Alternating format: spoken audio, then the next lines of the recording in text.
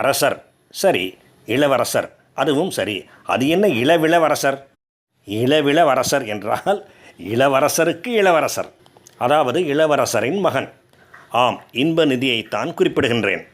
அரசர் கே ஸ்டாலின், இளவரசர் உதயநிதி, இளவிளவரசர் இன்பநிதி. கருணாநிதியை குறிப்பிடுவது என்றால் முதல் அரசர் என்று வேண்டுமானால் குறிப்பிடலாம். ஆனால் ஒன்று, அவர் இப்பொழுது உயிருடன் இல்லை.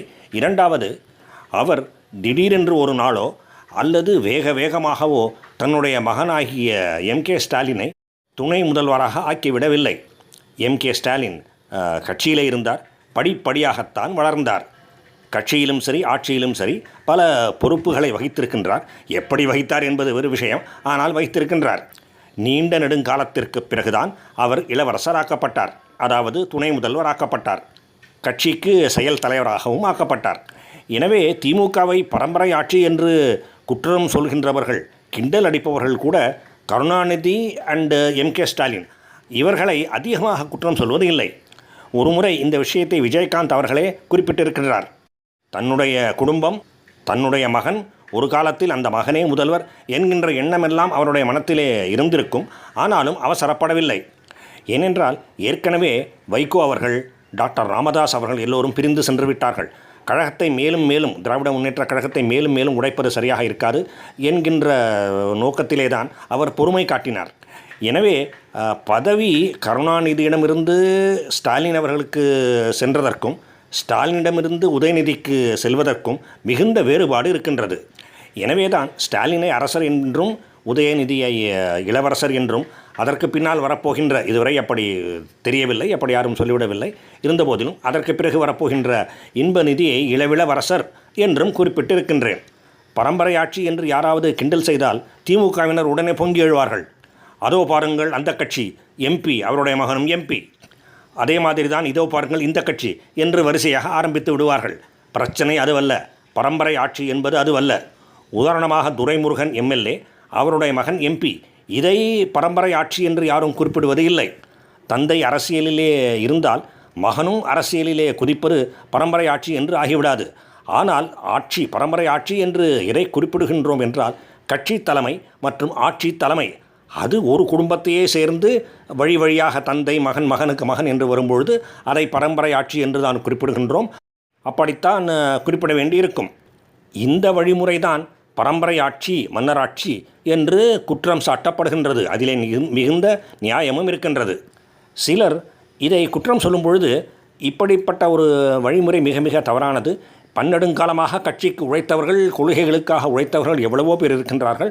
அவர்களையெல்லாம் விட்டுவிட்டு மகன், தன்னுடைய மகன் என்கின்ற ஒரே காரணத்துக்காக முன்னிலைப்படுத்துவது சரியில்லை என்று கூறுகின்றார்கள்.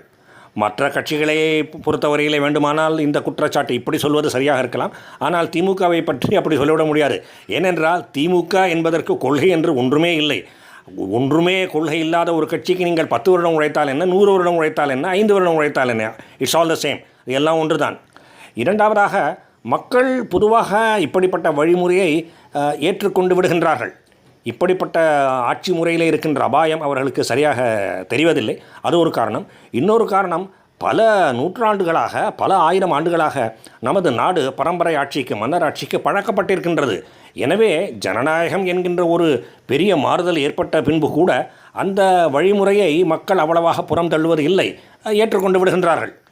அதுவும் திமுகவை பொறுத்தவரையிலே சொல்லவே வேண்டாம். பேருக்கு ஏதோ கொள்கை கோட்பாடு என்று இருக்கும், அதெல்லாம் காற்றில் பறக்கவிட்டு வெகு நாட்கள், பல வருடங்களாகிவிட்டன. மாரிதாஸின் பாஷையிலே சொல்வதென்றால் திமுகவின் கொள்கை, குறிக்கோள், இலக்கு ஒன்றே ஒன்றுதான்: கும்பலாக, கூட்டமாக சேர்ந்து கொள்ளையடிப்பது. இதிலே கிழக்கு என்ன, மேற்கு என்ன, தந்தை என்ன, மகன் என்ன, மற்றவர்கள் என்ன, ஒரு வித்தியாசமும் இல்லை. எனவே இதை பெரும் தவறு என்று சொல்லிவிட முடியாது. ஆனாலும் ஜனநாயகத்தை தூக்கி போட்டு மிதிக்கின்ற, குழியிலே தள்ளுகின்ற ஒரு செயல். கருணாநிதியைப் போல நிதானமாகவாவது செய்திருந்திருக்கலாம். அவசரமாக செய்திருக்கின்றார் ஸ்டாலின். இது கிச்சன் கேபினெட்டின் விருப்பம் என்றும் சொல்லப்படுகின்றது. அப்படி ஒரு வதந்தி நிலவுகின்றது. அது எவ்வளவு தூரம் உண்மை என்று சொல்வதற்கில்லை. அதனால் அதை அப்படியே விட்டு விடுவோம். ஆனால் என்னதான் பெரும் தவறு இல்லை என்று சொன்னாலும், மக்கள் ஏற்றுக்கொள்கின்றார்கள் என்று சொன்னால் கூட, இப்படிப்பட்ட பரம்பரை ஆட்சி முறை மிகுந்த கேடு தரும். இந்திய நாடு என்னுடைய சொத்து என்று நேரு குடும்பத்திற்கு இருப்பதைப் போல தமிழ்நாடு எங்களுடைய சொத்து என்கின்ற எண்ணம்தான் கருணாநிதி குடும்பத்துக்கு மேலோங்கும். தங்கள் நோக்கத்திலேயே குறியாக இருப்பார்கள். மக்களை பற்றி கவலைப்பட மாட்டார்கள். கடலிலே கருணாநிதியின் பேனாவுக்கு சிலை எழுப்புவதையும் கார் ரேஸ் நடத்துவதையும் இதற்கான உதாரணங்களாக குறிப்பிடலாம். ஆனால் திமுகவை பொறுத்தவரையிலே, அதனுடைய தலைமை குடும்பத்தை பொறுத்தவரையிலே இதுதான் நியதியாக இருக்கப் போகின்றது. அது வெட்ட வெளிச்சமாக தெரிகின்றது. இவர்கள் மாறப்போவது இல்லை. மாற வேண்டியது மக்கள்தான். எப்படி மாற வேண்டும்? திமுகவை அடியோடு புறம் தள்ள வேண்டும். திமுக அடிப்படையிலேயே ஒரு தீய சக்தி என்கின்ற ஒரு காரணமே இதற்கு போதும். அந்த தீய சக்தி என்பதின் ஒரு விளைவுதான் இந்த பரம்பரை ஆட்சி முறை. தமிழக மக்கள் அவ்வப்பொழுது திமுகவை புறம் தள்ளுகின்றார்கள், இல்லை என்று சொல்லவில்லை. ஆட்சியிலிருந்து அகற்றி அதிமுகவுக்கு வாய்ப்பு கொடுக்கின்றார்கள். சில சமயம் நான் நினைப்பதுண்டு, ஜெயலலிதா அவர்கள் கூட இந்த திமுகவின் வளர்ச்சிக்கு ஒரு காரணமாக இருந்துவிட்டார்.